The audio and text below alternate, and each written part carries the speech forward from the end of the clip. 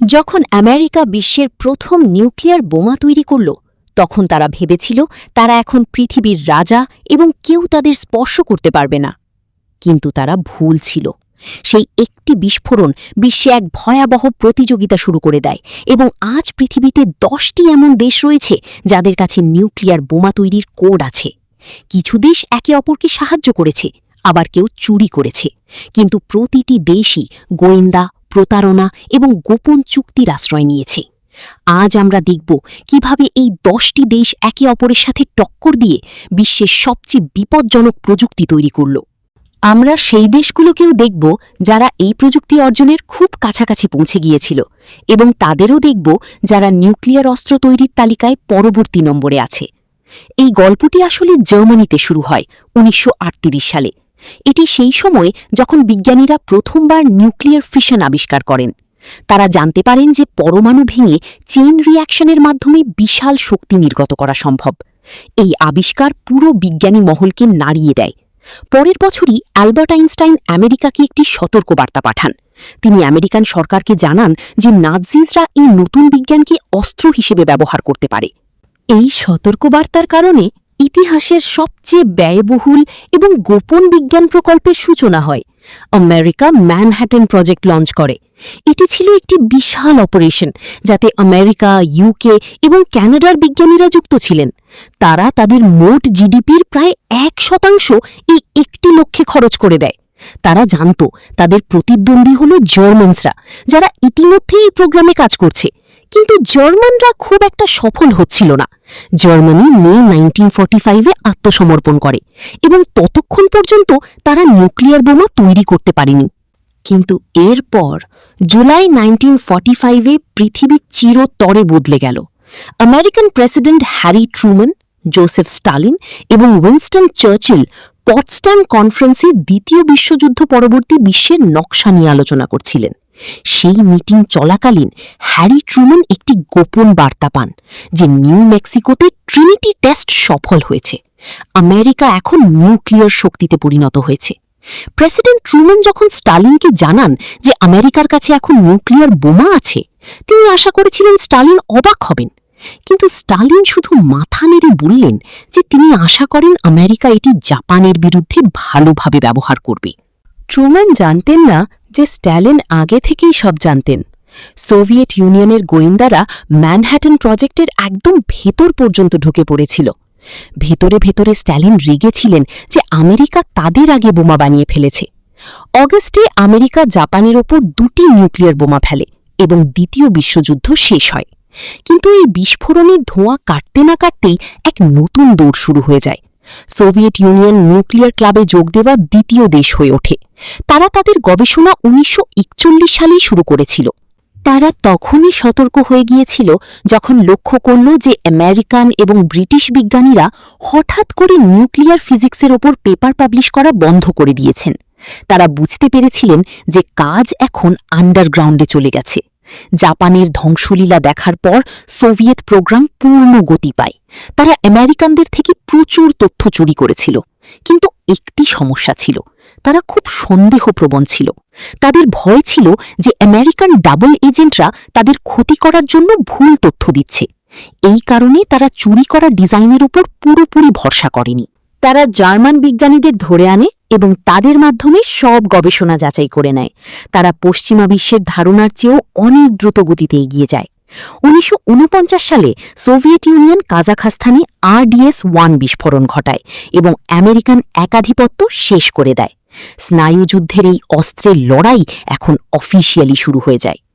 আপনি হয়তো ভাবছেন তৃতীয় দেশ হিসেবে হয়তো ইউনাইটেড কিংডম হবে।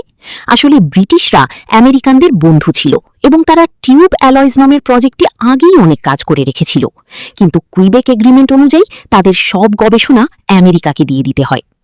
এই চুক্তিতে লেখা ছিল যে 2 দেশ একে অপরের সাথে প্রযুক্তি শেয়ার করবে। কিন্তু 1946 সালে আমেরিকা সেই চুক্তি অমান্য করে। তারা একটি আইন পাশ করে যা নিউক্লিয়ার তথ্য আদান প্রদান বন্ধ করে দেয়। তারা নিউক্লিয়ার গোপনীয়তা শুধু নিজেদের কাছে রাখতে চেয়েছিল। ব্রিটেন এতে হতভম্ব হয়ে যায়। তারা বুঝতে পারে যে বিশ্বশক্তি হয়ে টিকে থাকতে হলে তাদের নিজেদেরই কিছু করতে হবে। তাদের কাছে তখনও বিশ্বের সবচেয়ে বড় ইউরেনিয়াম সাপ্লাই এবং জ্ঞান ছিল। তারা খুব দ্রুত কাজ শুরু করে। 1952 সালে ইউকে অস্ট্রেলিয়ার উপকূলে তাদের প্রথম বোমা পরীক্ষা করে, যার নাম ছিল অপারেশন হারিকেন। এভাবে ব্রিটেনও নিউক্লিয়ার দেশে পরিণত হয়। কিন্তু এখন খেলার মোড় ঘুরছিল। জাপানে যে বোমাগুলো ফেলা হয়েছিল সেগুলো ছিল ফিশন বোমা। এখন 1950 সালে বিজ্ঞানীরা এমন কিছু নিয়ে কাজ করছিলেন যা এর চেয়েও অনেক বেশি বিপজ্জনক। তারা বানাচ্ছিলেন থার্মোনিউক্লিয়ার ওয়েপন্স, যাকে হাইড্রোজেন বোমাও বলা হয়। পরমাণু ভাঙার বদলে এই বোমাগুলো পরমাণুকে জোড়া লাগিয়ে ফিউজিং করে তৈরি করা হয়। এগুলো হিরোশিমার বোমার চেয়ে শত গুণ বেশি শক্তিশালী ছিল। অপেনহাইমারের মতো বিজ্ঞানীরা সরকারকে অনুরোধ করেছিলেন এগুলো না বানাতে। তারা সতর্ক করেছিলেন যে এটি মানবজাতিকে ধ্বংসের দিকে নিয়ে যাবে। কিন্তু প্রেসিডেন্ট ট্রুম্যান তাদের উপেক্ষা করেন। 1952 সালে আমেরিকা আইভি মাইক পরীক্ষা করে, যা ছিল প্রথম হাইড্রোজেন বোমা। সোভিয়েত ইউনিয়ন 1955 সালে এবং ব্রিটিশরা 1957 সালে হাইড্রোজেন বোমা পরীক্ষা করে। মানুষের ধ্বংস করার ক্ষমতা এখন 1000 গুণ বেড়ে গিয়েছিল। নিউক্লিয়ার বোমা বানানোর চতুর্থ দেশ ছিল ফ্রান্স। সুয়েজ সংকটের সময় ফ্রান্স খুব অপমানিত বোধ করেছিল। তাদের মনে হয়েছিল সুপার পাওয়াররা তাদের ওপর চাপ সৃষ্টি করছে। তারা সিদ্ধান্ত নেয় যে তাদের নিজস্ব প্রতিরক্ষা ব্যবস্থা প্রয়োজন, যাতে তাদের ইউরোপীয় সুপার পাওয়ার হিসেবে গণ্য করা হয়। আমেরিকা ফ্রান্সের নিউক্লিয়ার অস্ত্র রাখার ঘোর বিরোধী ছিল এবং তাদের বাধা দেওয়ার চেষ্টা করেছিল। কিন্তু প্রেসিডেন্ট চার্লস ডে গল অটল ছিলেন। তিনি বলেন যে ফ্রেঞ্চ সার্বভৌমত্বের জন্য নিউক্লিয়ার অস্ত্র অপরিহার্য। ফ্রান্স তাদের কলোনি যেমন ম্যাডাগাস্কার এবং গাবন থেকে ইউরেনিয়াম সংগ্রহ করতে শুরু করে। ফ্রান্স তখনও দ্বিতীয় বিশ্বযুদ্ধের ক্ষয়ক্ষতি কাটিয়ে উঠছিল, কিন্তু তাদের বিজ্ঞানীরা কঠোর পরিশ্রম করেন। 1960 সালে ফ্রান্স আলজেরিয়ার সাহারা মরুভূমিতে তাদের প্রথম নিউক্লিয়ার বোমার পরীক্ষা চালায়, যার নাম ছিল জারবোয়াজ ব্লু। এই বিস্ফোরণ ওয়াশিংটন এবং পুরো বিশ্বকে এই বার্তা দেয় যে ফ্রান্সের আর নিরাপত্তার জন্য আমেরিকান মিলিটারির প্রয়োজন নেই। পঞ্চম দেশ ছিল চায়না।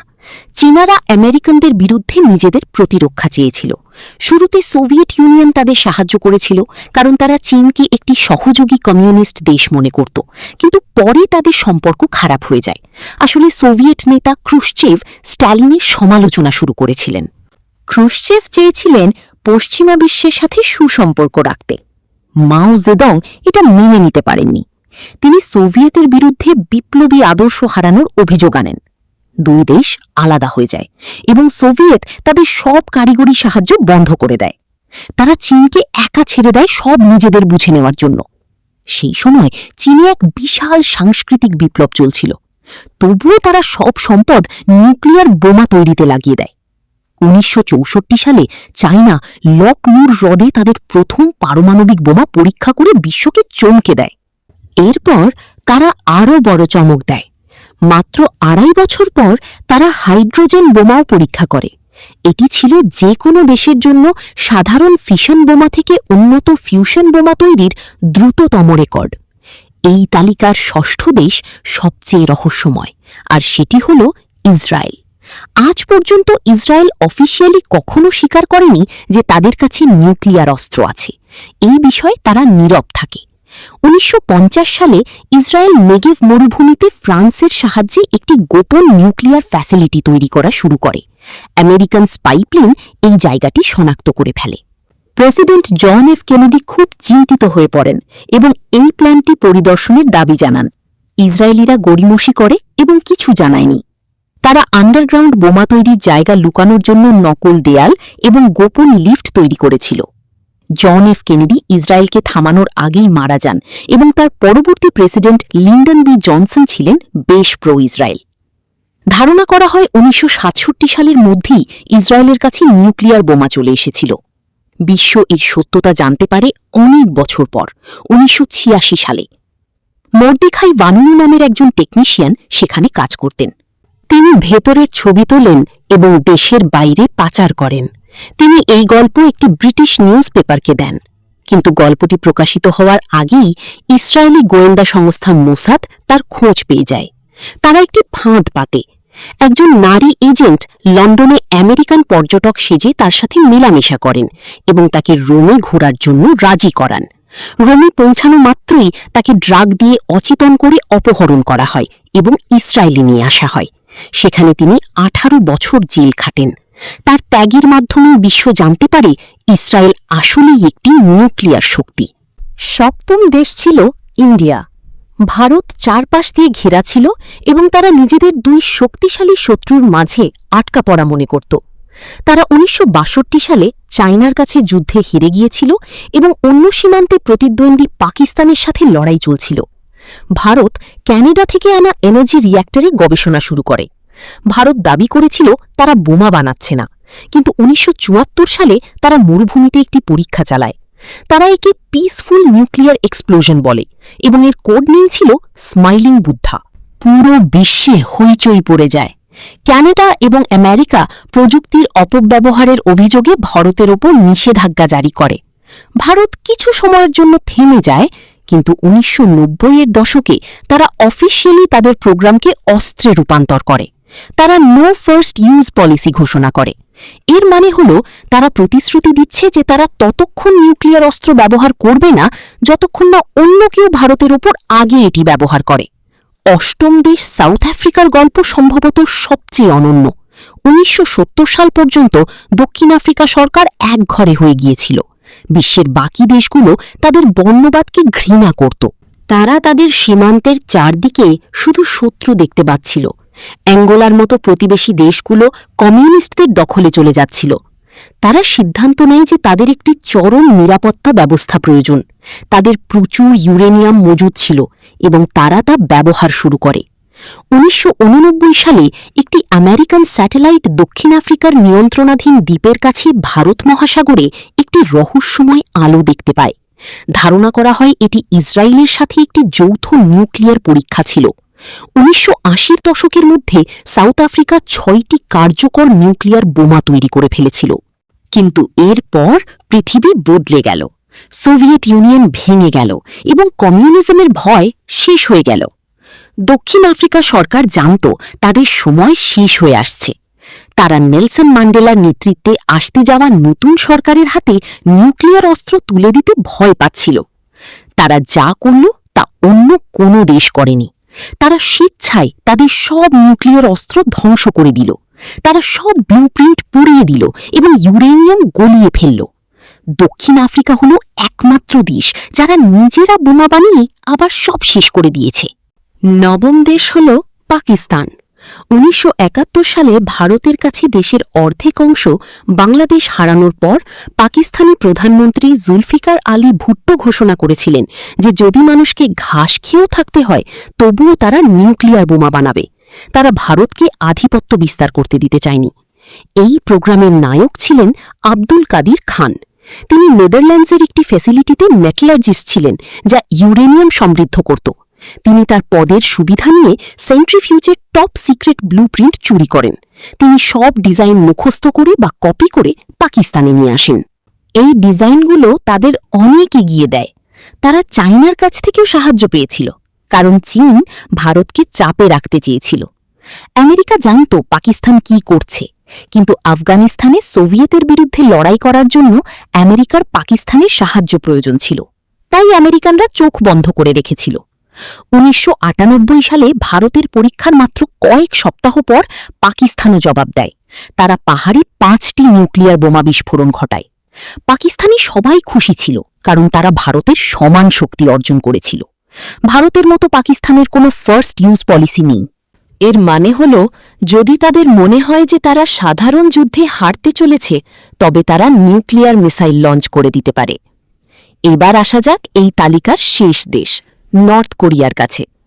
উত্তর কোরিয়ার নিউক্লিয়ার অস্ত্র প্রয়োজন ছিল মূলত নিজেদের অস্তিত্ব টিকিয়ে রাখার জন্য। কিম পরিবার মনে করত নিউক্লিয়ার বোমা না থাকলে আমেরিকা তাদের ওপর আক্রমণ করবে। শুরুতে তারা সোভিয়েতের সাহায্য নিলেও পরে অত্যন্ত গোপনীয়তায় চলে যায়। তারা অস্ত্র না বানানোর চুক্তিতে স্বাক্ষর করে, আবার সেই চুক্তি ভেঙে ফেলে। তারা এমন সব ডিজাইন ব্যবহার করেছে যা বলা হয় তারা পাকিস্তানের কাছ থেকে কিনেছিল। 2006 সালে নর্থ কোরিয়া তাদের প্রথম আন্ডারগ্রাউন্ড নিউক্লিয়ার টেস্ট করে। এটি ছিল ছোট বিস্ফোরণ এবং অনেক বিশেষজ্ঞের মতে এটি আংশিক ব্যর্থ ছিল, কিন্তু তারা চেষ্টা চালিয়ে যায়। 2009 এবং 2013 সালে তারা বড় বোমা পরীক্ষা করে। 2017 সালের মধ্যে তারা থার্মোনিউক্লিয়ার হাইড্রোজেন বোমা পরীক্ষা করে এবং আজ তাদের কাছে ইন্টারকন্টিনেন্টাল মিসাইল আছে যা তাত্ত্বিকভাবে আমেরিকায় পৌঁছতে পারে। উত্তর কোরিয়া হল একমাত্র দেশ যারা নন প্রলিফারেশন ট্রিটি থেকে বেরিয়ে এসে বোমা তৈরি করেছে। এরা হল সেই 10টি দেশ যারা বোমা তৈরি করেছে, কিন্তু গল্প শুধু এদের মধ্যেই সীমাবদ্ধ নয়। স্নায়ুযুদ্ধের সময় আমেরিকা এবং সোভিয়েত ইউনিয়ন পুরো পৃথিবীতে তাদের নিউক্লিয়ার অস্ত্র লুকিয়ে রেখেছিল। আমেরিকান নিউক্লিয়ার অস্ত্র আজকেও বেলজিয়াম, জার্মানি, ইটালি, নেদারল্যান্ডস এবং টার্কিতে মজুদ আছে। রাশিয়া সম্প্রতি তাদের ট্যাকটিক্যাল নিউক্লিয়ার অস্ত্র বেলারুসে সরিয়ে নিয়েছে। আমাদের সেই দেশগুলোকেও দেখতে হবে যারা চেষ্টা করেও ব্যর্থ হয়েছে। আপনি অবাক হবেন এটা জেনে যে কতগুলো দেশ বোমা তৈরির খুব কাছাকাছি ছিল।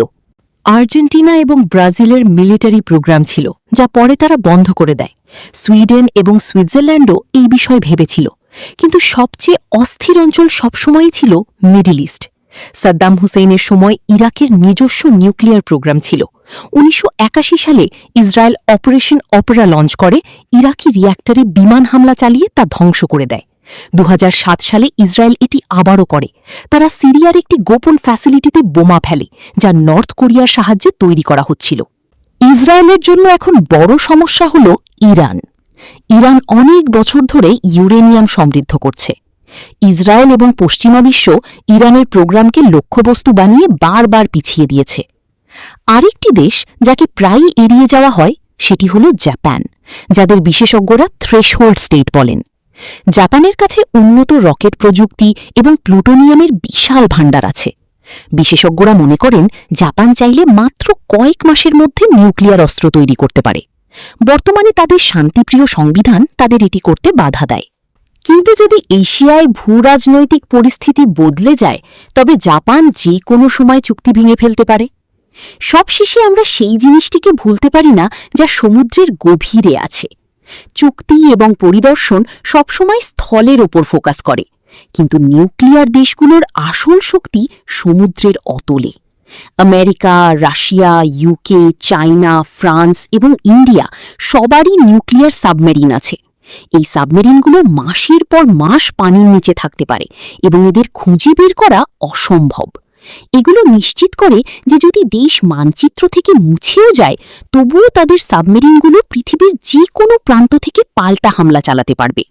এটিকে বলা হয় মিউচুয়ালি অ্যাশিওরড ডিস্ট্রাকশনের কনসেপ্ট। এটি সেই বিপজ্জনক যুক্তি যা গত ৮০ বছর ধরে পৃথিবীতে এক ধরনের শান্তি বজায় রেখেছে। যে প্রযুক্তি জার্মানির একটি ল্যাবরেটরিতে শুরু হয়েছিল, তা আজ মানচিত্রের প্রতিটি কোণায় ছড়িয়ে পড়েছে। আমরা নিউক্লিয়ার ক্লাবকে একজন সদস্য থেকে বেড়ে 10 জনে পৌঁছতে দেখেছি। এই প্রযুক্তি এখন পুরনো হয়ে গেছে এবং এর ব্লুপ্রিন্ট সব জায়গায় আছে। পরবর্তী দেশকে রুখে দেওয়ার জন্য একমাত্র বাধা হল রাজনীতি, বিজ্ঞান নয়।